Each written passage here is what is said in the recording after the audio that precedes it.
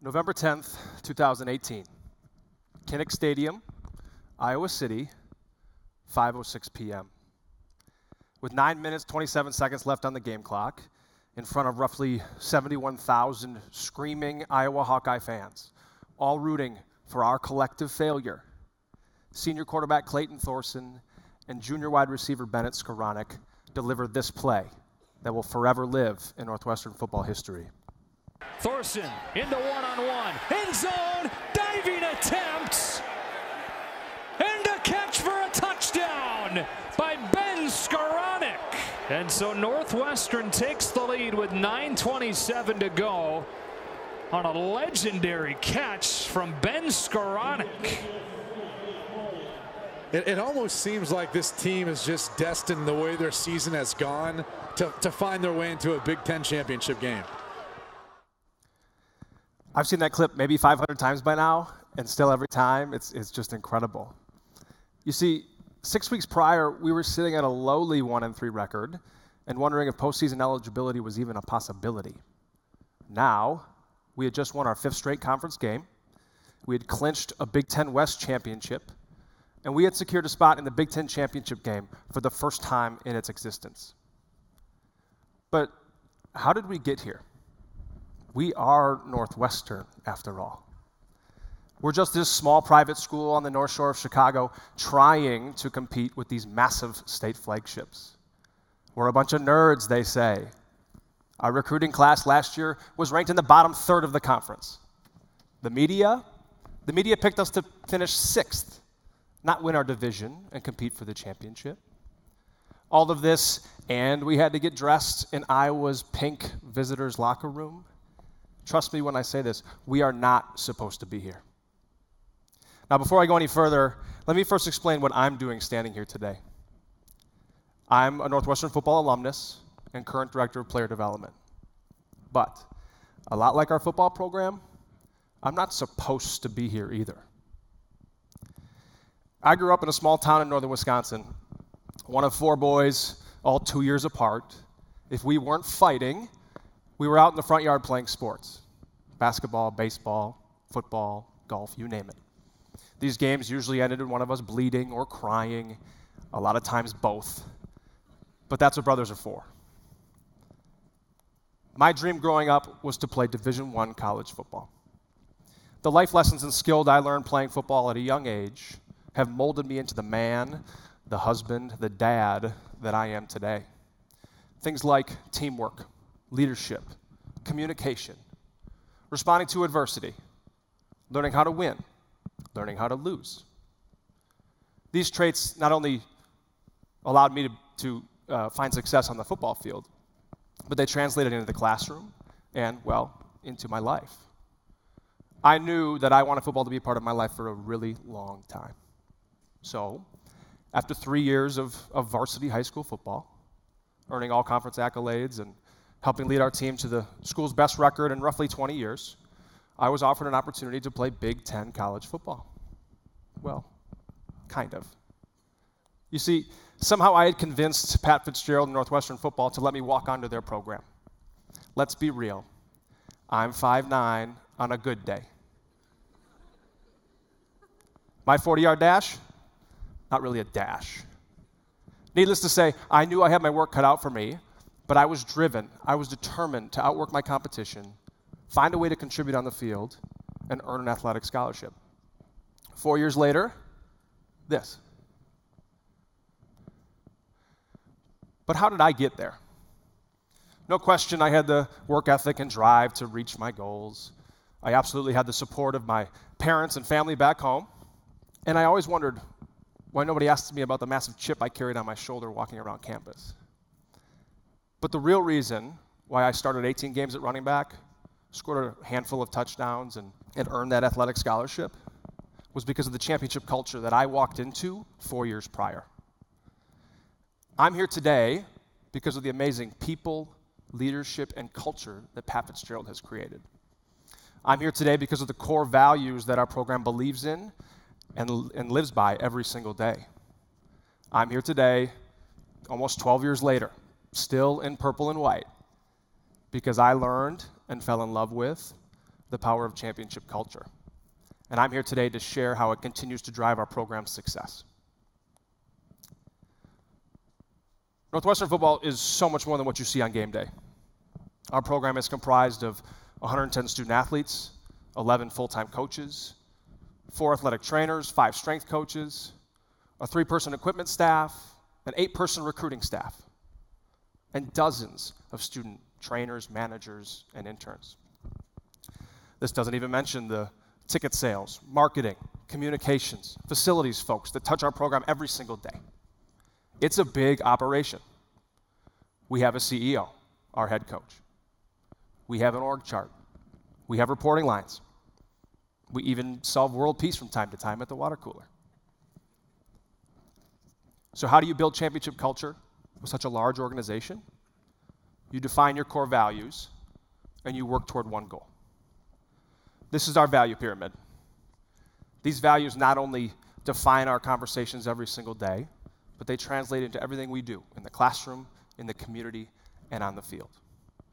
Everyone who's a part of our program, from the head coach, the CEO, down to the unpaid intern, know our values and live by them. Without values, without this pyramid, there is no structure. There's no program. There is no culture. Now, I'm not going to bore you. I'm not going to go through all of these. But I would like to talk about 3 or 4 of them. Talk about how Northwestern Football defines them, and perhaps shed some light on how they could translate into the company, the organization, or the team that you're a part of. The first 2 values I'll talk about are the most important. They're the cornerstones of our program: attitude and investment. Attitude is a choice. When you have a 5:30 wake-up call, a 5:45 walk from the north dorms to the new athletic center in -8-degree wind chill in the middle of January, a 6 a.m. ankle taping, a 6:15 nutrition check, a 6:30 wellness check, all before a 7 a.m. team workout, you better decide to have a good attitude. Oh, and you might have a midterm later that day. Stay positive. I mentioned our start to our season last year, 1-3. Disappointing to say the least. The only reason we were able to dig ourselves out of that hole was because we maintained a consistently positive attitude. We attacked every week like we were 0-0, just like we had entered training camp the previous August. A positive attitude gave us a chance. The other cornerstone of our program is investment. We define investment as working hard consistently over time. It's easy to work hard some of the time. But if you don't invest in yourself and in your teammates consistently, your program will fail. These 2 values create the cornerstones and the foundation of our program because they're both choices. We can choose to have a positive attitude, and we can choose how hard we work. Without this strong foundation, our program crumbles. There is no culture. The next value I'd like to talk about is family. Family is situated at the center of that pyramid for a reason. It is the glue that holds our program together. Like every office downtown Chicago, every building here on campus, and this group here in Welsh Ryan today, a football locker room is a melting pot of personalities. All colors, all religions, all family backgrounds, rich, poor, everything in between. But the great thing about family is we put all that aside. We work together, we create a fist, and we're able to succeed as one beating heart. The final value I'll talk about today, and in my opinion, the most valuable in today's society, is respond. One of the most overused cliches in sports is that 10% of life is what happens to you, and 90% how you respond to it. Take golf, for example. You miss an easy putt, you let that carry over onto the next tee box, you're probably going to snap hook your drive. Trust me on that. In football, quarterback throws a bad interception, lets it weigh on him for the next 10 or 15 minutes. There's no way he's going to come back out and perform to the best of his ability. Responding to what happens to you is the key. We practice failing every single day. Our typical practice session is about 2 hours long. We film everything that we do. Why do we do that? So our student athletes can see what they did wrong, so we can coach them, so we can teach them. Before our guys even go to class at 11 a.m., they have failed. This is crucial. This is translated not only into the classroom, but into the interview room as well. when our guys are interviewing for internships or full-time jobs after graduation, they have anecdotes, they have stories about failing. But the more important part is they know how to respond to it. This isn't the case with some of their peers. Let me show you what this looks like. And that's the end of the first half, but the story in this first half was the Utah defense. Okay, so let's flush this thing and move forward. Number one, communication. Let's over-communicate, over-communicate, over-communicate. Okay? One guy in charge, make a call, let's go. Doesn't matter. All right? Then let's fly around, go get the ball back. We're going out first. Critical, we get to stop, so we get momentum, just like we did last game. And we had momentum, we had our shot. So let's get it. One stop, one score, one stop, one score. Now here we go.